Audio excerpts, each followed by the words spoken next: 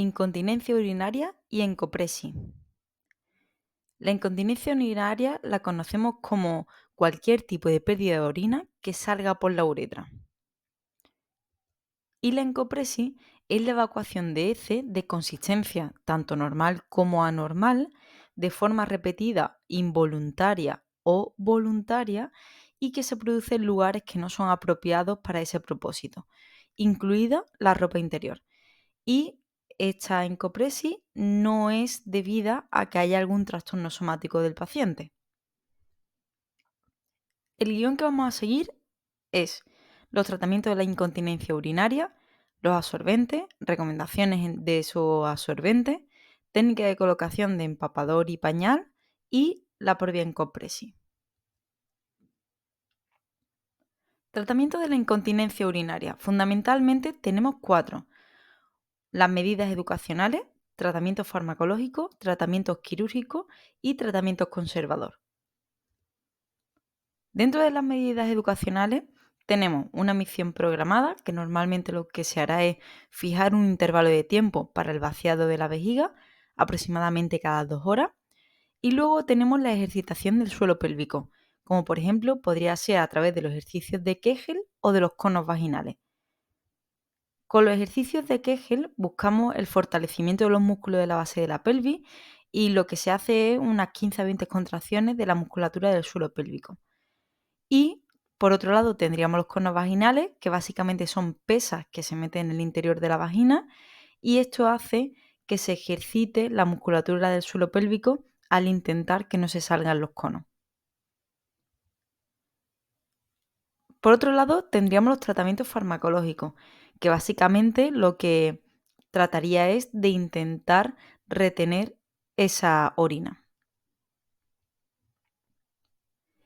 El tratamiento quirúrgico, hay 2 tipos de tratamiento. Uno que consiste en la estimulación de las raíces sacras y por otro lado sería una citoplastia de aumento, que es básicamente aumentar el tamaño de la vejiga para que tenga una mayor retención. En cuanto a los tratamientos conservadores, hay de 2 tipos.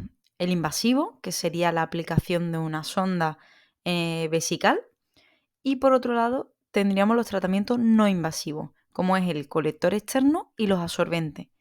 Los colectores externos es como vemos aquí en la imagen, es un tipo de preservativo que se enrolla en el pene y en el extremo distal se conectaría la bolsa colectora de orina.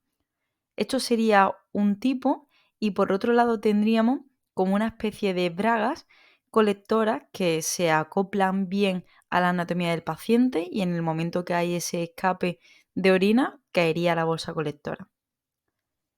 Y por otro lado tendríamos los absorbentes o pañales. Vamos a ver un poco sobre los absorbentes. Saber que tiene 3 capas. La primera capa es la que está en contacto con la piel y permite el paso de líquido al interior del propio pañal, evitando así estar húmedo cuando esta parte está en contacto con la piel del paciente. La capa central del absorbente tiene una sustancia absorbente y retiene la orina y evita los malos olores. Normalmente su compuesto es de celulosa y en contacto con la orina se vuelve semisólido este componente. Y por último, la capa exterior, que es una capa normalmente de polietileno impermeable, que esto hace que no salga la orina hacia el exterior, evita que se salga del propio pañal. ¿Qué tipos de absorbente tenemos? Pues tenemos absorbentes de muchos tipos. Las clasificaciones de los absorbentes pueden ser muy diversas. Puede estar clasificado por el volumen de orina que pueden absorber, que es el que nosotros vamos a explicar ahora, según la forma del absorbente, según la talla y según del grado de dependencia que tenga el paciente que se le va a poner.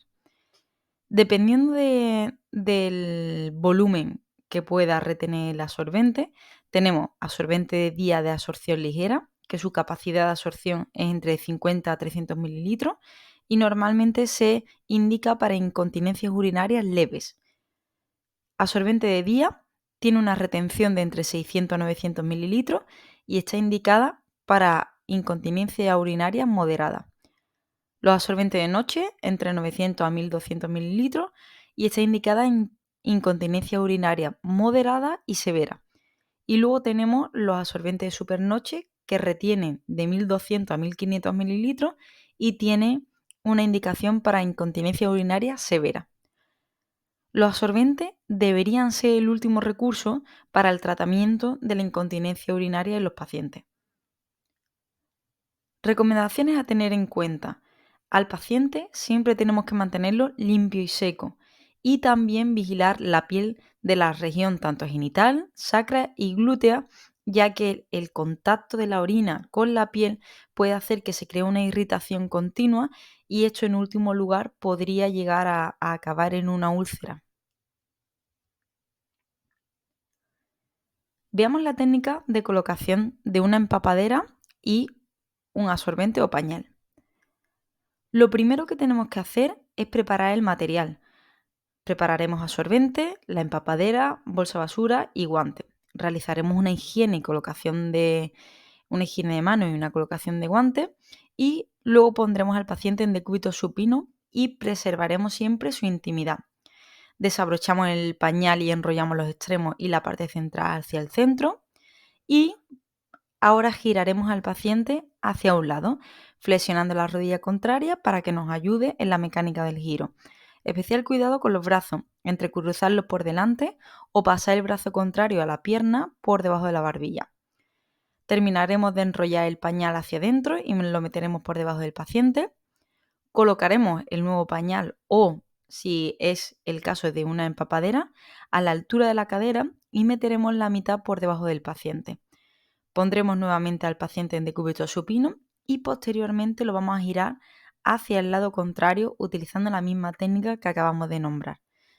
Quitamos el pañal sucio y estiraremos el nuevo correctamente o la empapadera.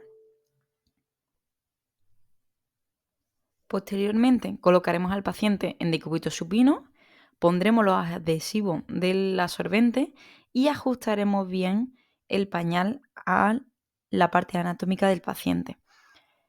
Y por último, verificaremos que no hay pliegue y que la persona se queda completamente confortable. La encopresis, volvemos a recordar que es la evacuación de heces de consistencia tanto normal como normal de forma repetida y que se puede dar por causas involuntarias o voluntarias en lugares que no son apropiados para este propósito. Incluye que se lo haga en la ropa interior, no habiendo ningún problema de salud en la persona. Es un trastorno que se da mayoritariamente en niños y a nivel estadístico podríamos ver que en pacientes de 3 años se da un 16%, en pacientes de 4 años un 3%, de 7 años sigue disminuyendo en un 1,5% y en pacientes de 10 a 11 años se da en un porcentaje de 0,8%.